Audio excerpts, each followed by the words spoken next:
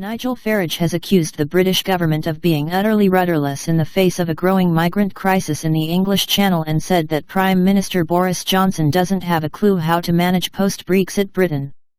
The Brexit leader, who has hinted at a possible political comeback over the Conservative government's failures to stop illegal boat migration, said that the issue which he has long highlighted runs the risk of turning into a national crisis and that the government is utterly rudderless in dealing with it.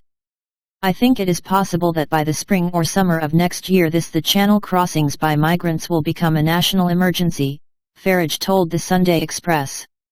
I think the numbers that will come will dwarf what you are currently seeing. I've not been wrong on a single prediction on this.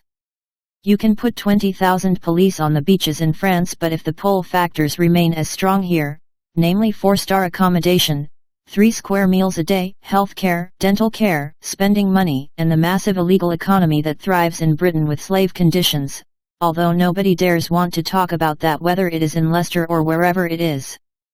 Mr. Farage argued that the Tory party and Prime Minister Johnson never actually believed in reducing migration, but merely paid lip service to voters during the Brexit referendum.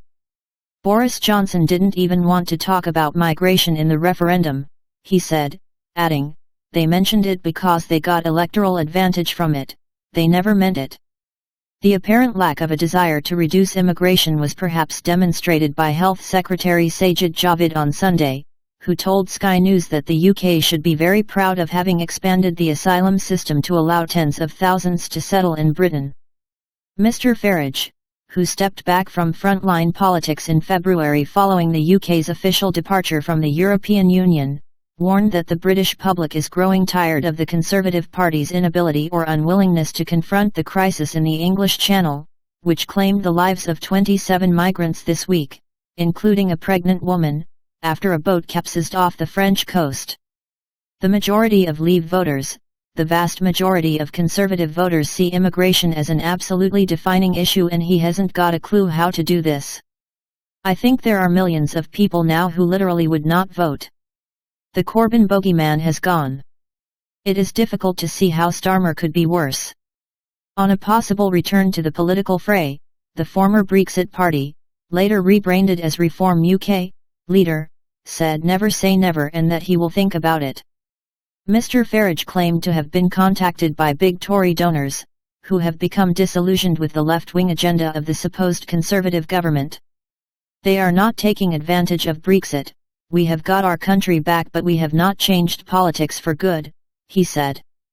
Even without Mr. Farage at the helm, Reform UK, which is now being led by former businessman Richard Tice, has been steadily gaining in the polls, rising to 6% in a general voting preference in the latest survey from YouGov, putting Reform UK on par with the long-established Liberal Democrats.